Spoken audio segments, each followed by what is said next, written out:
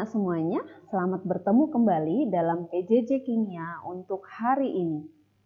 Kita akan melanjutkan materi kita tentang sifat koligatif larutan untuk bagian yang kedua.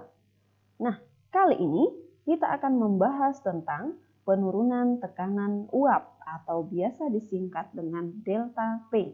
Selamat belajar! Baik anak-anak, untuk kompetensi dasar kita pada hari ini masih sama seperti pada pertemuan kita sebelumnya, yaitu untuk KD pengetahuan, menganalisis fenomena sifat koligatif larutan. Sedangkan untuk KD keterampilan, menyajikan hasil penelusuran informasi tentang kegunaan prinsip sifat koligatif larutan dalam kehidupan sehari-hari. Baik. Perhatikan tabel eksperimen sifat larutan berikut. Nah, pada tabel ini disajikan data eksperimen tentang tekanan uap, kemudian titik didih, dan juga titik beku dari beberapa larutan dalam air.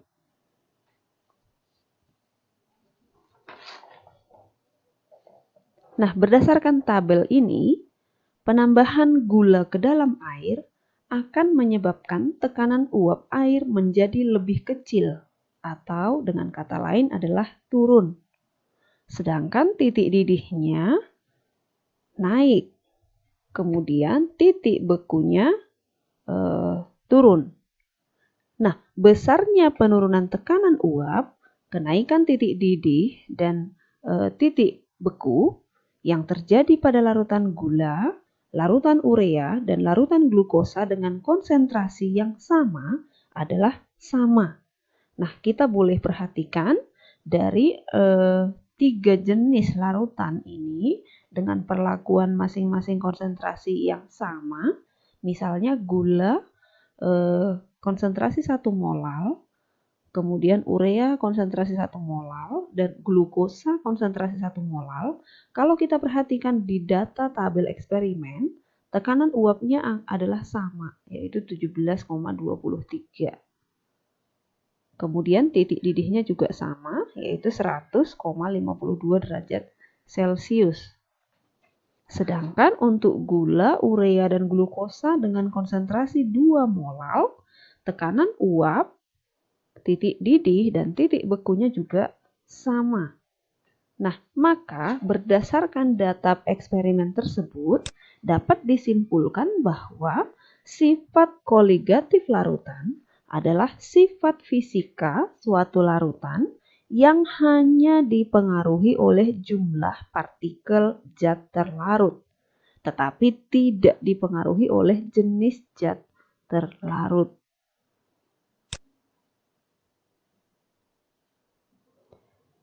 Nah, sifat koligatif larutan yang akan kita bahas pada materi ini ada 4. Yang pertama, penurunan tekanan uap atau yang sering disingkat dengan delta P.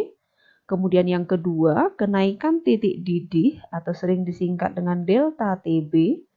Kemudian yang ketiga, penurunan titik beku atau sering disingkat dengan delta TF. Dan yang terakhir, tekanan osmotik atau sering disingkat dengan V. Nah, menurut hukum Raoult, besarnya tekanan uap larutan sebanding dengan fraksi mol pelarut dan tekanan uap dari pelarut murninya. Maka, Raoult merumuskan bahwa P sama dengan P0 dikali XP, di mana P adalah tekanan uap larutan, satuannya biasanya menggunakan atm atau milimeter Hg. Kemudian P0 adalah tekanan uap pelarut murni, satuannya juga menggunakan atm atau bisa juga milimeter Hg. Kemudian XP adalah fraksi mol pelarut. Nah, pada pertemuan sebelumnya, kita sudah membahas beberapa satuan konsentrasi. Salah satu di antaranya adalah fraksi mol. Nah, fraksi mol terdiri dari fraksi mol terlarut dan fraksi mol larut. di mana XT tambah XP itu sama dengan 1. Maka berdasarkan rumus ini kita dapatkan bahwa P sama dengan P0 dikali 1 dikurang XT. Jadi berdasarkan ini, maka kita masukkan ke rumus umum, maka diperoleh ini. Kemudian kita selesaikan dengan yang di dalam kurung. Jadi P0 kali 1 P0, P0 dikali XT minus P0 XT. Kemudian kita pindah ruas, maka P0 kurang P sama dengan P0 dikali XT. Kemudian, maka delta P sama dengan P0 dikali XT. Jadi, P0 dikurang P itu sama dengan delta P. Di mana XT adalah fraksi mol terlarut. Nah, dalam materi ini, untuk penurunan tekanan uap, ada 2 rumus yang kita gunakan tergantung dari jenis larutannya. Yang pertama, untuk larutan non-elektrolit, maka kita dapat menggunakan rumus berikut. Delta P sama dengan P0 dikali XT. Delta P itu adalah P0 dikurang P, maka P sama dengan P0 dikali XP. Sedangkan yang kedua, larutan elektrolit, kita bisa menggunakan rumus yang sama, hanya untuk larutan elektrolit ada faktor Van Hoff atau biasa dilambangkan dengan I. Nah, I itu akan kita kalikan dengan jumlah mol zat terlarut. Karena seperti yang sudah pernah kita bahas pada kelas 10, perbedaan antara non-elektrolit dan elektrolit, elektrolit itu bisa menghantar listrik karena ada ionisasi, sedangkan non-elektrolit itu tidak terionisasi. Maka untuk elektrolit itu zat terlarutnya harus kita kalikan dengan faktor I atau faktor Van Hoff. Jadi kalau kita lihat perbedaan rumusnya, itu hanya terletak pada NT kali I. Untuk yang lainnya sama saja. Nah, I itu adalah faktor Van Hoff.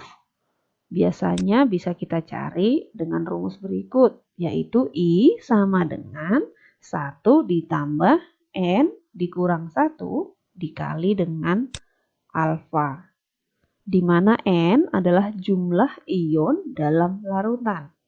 Sedangkan alfa adalah derajat ionisasi.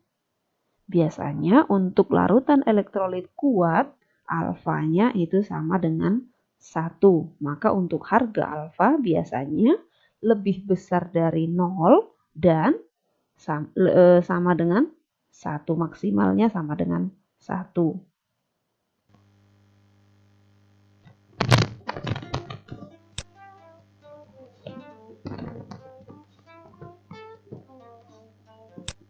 Baik, supaya lebih jelas kita langsung ke contoh yang pertama. Sebanyak 3 gram urea dilarutkan ke dalam 180 gram air pada suhu 20 derajat Celcius. Jika tekanan uap air murni pada suhu tersebut 17 mm Hg dan Mr urea 60 gram per mol, hitunglah penurunan tekanan uap larutan. Nah, untuk menyelesaikan soal ini, kita terlebih dahulu menuliskan data yang diketahui dalam soal, kemudian menuliskan data yang ditanya. Nah, dalam hal ini yang ditanya adalah delta P. Delta P kita bisa cari dengan rumus delta P sama dengan P0 dikurang P. Maka langkah awal yang harus kita cari adalah menentukan harga P. P sama dengan P0 dikali XP. XP bisa kita cari dengan rumus fraksi mol pelarut, yaitu jumlah mol pelarut dibagi dengan Mol pelarut ditambah mol terlarut. Mol dapat kita cari dengan menggunakan rumus gram per mr. Maka diperolehlah hasilnya XP sama dengan 0,995. Setelah kita peroleh XP, maka kita masukkan kembali ke rumus. Maka P sama dengan 17, P0-nya tadi 17, dikali 0,995. Maka diperoleh P sama dengan 16,915 mm Hg. Setelah dapat P, maka kita masukkan ke rumus delta P sama dengan P0 dikurang P. Maka 17 dikurang 16,915 mm Hg. Maka delta P-nya sama dengan 0,085 mm Hg. Sampai di sini paham ya? Baik, kalau sudah paham, kita lanjut ke contoh berikutnya.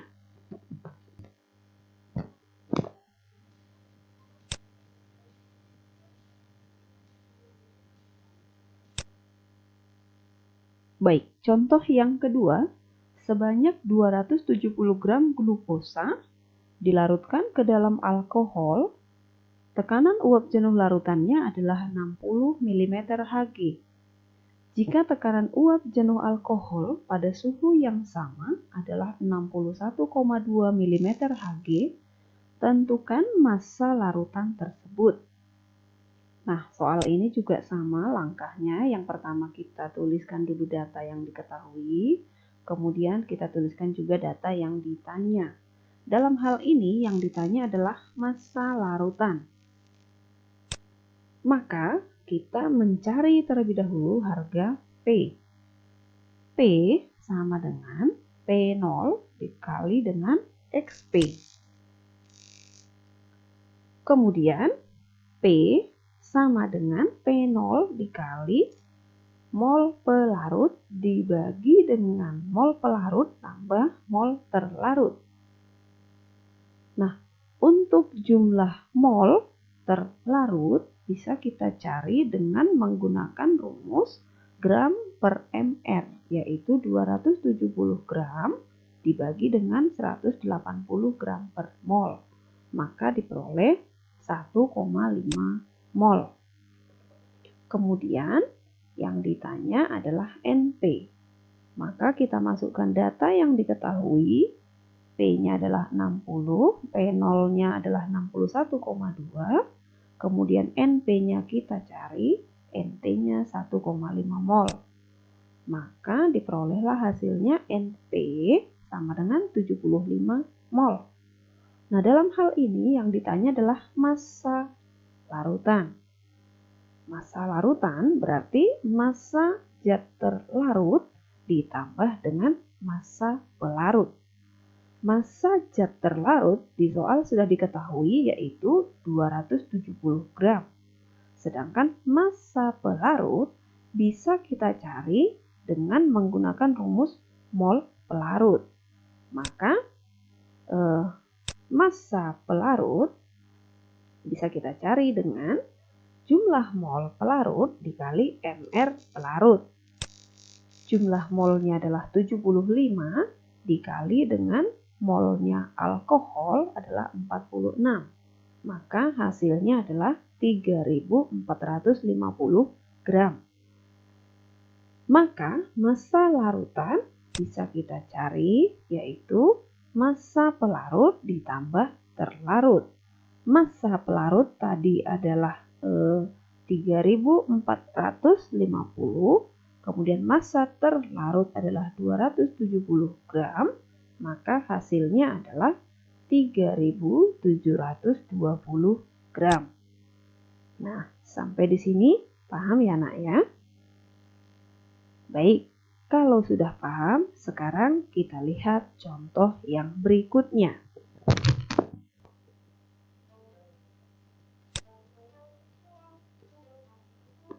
Baik, sekarang kita lihat contoh yang ketiga. Ke dalam 400 gram air dilarutkan 0,02 mol Na2SO4 pada suhu 20 derajat Celcius. Jika pada suhu tersebut tekanan uap air murni adalah 17,4 mm Hg, hitunglah tekanan uap larutan tersebut. Nah, untuk soal ini kita bisa juga perhatikan bahwa Na2SO4 ini adalah larutan elektrolit. Kemudian langkah awal kita tulis dulu data yang diketahui, kemudian tulis data yang ditanya. Dalam hal ini yang ditanya adalah tekanan uap larutan atau P. Nah, P bisa kita cari dengan rumus berikut. P sama dengan P0 kali XP sama dengan P0 kali N pelarut dibagi dengan N pelarut tambah N terlarut dikali I. Kenapa dikali I? Karena larutan elektrolit. Baik, langkah yang pertama kita cari dulu mol pelarut, yaitu jumlah massa pelarut dibagi dengan MR pelarut, dalam hal ini air. Maka 400 dibagi 18 mR air, hasilnya 22,2 mol. Setelah dapat NP, kita cari I. Nah, Na2SO4 kita ionisasi menjadi 2Na plus tambah SO4 2-. Maka berdasarkan reaksi ini, harga N sama dengan 3. Jadi N adalah jumlah ion. Berarti 2 ditambah 1, hasilnya 3. Kemudian setelah dapat N, kita cari I. I sama dengan 1 ditambah N kurang 1 dikali alfa. Maka I sama dengan 1 ditambah 3 kurang 1 dikali alfa. Kenapa alfanya 1? Karena Na2SO4 merupakan larutan elektrolit kuat. Maka I sama dengan 3. Kalau di soal tidak diketahui harga alfa, berarti larutannya adalah larutan elektrolit kuat. Maka kita selalu menggunakan alfa sama dengan 1. Kemudian setelah dapat I, kita masukkan kembali ke rumus. P0-nya 17,4. Kemudian jumlah molnya tadi sudah dapat. Kemudian hasilnya adalah 17,35 mm Hg. Sampai di sini saya rasa cukup paham ya, Nak ya. Oke anak-anak, demikian pembelajaran kita pada hari ini. Semoga video ini dapat membantu kalian untuk memahami materi penurunan tekanan uap. Sampai bertemu pada pertemuan berikutnya dan jaga kesehatan dengan rajin mencuci tangan, kemudian menggunakan masker dan menjaga jarak antara satu dengan yang lain. Bye-bye.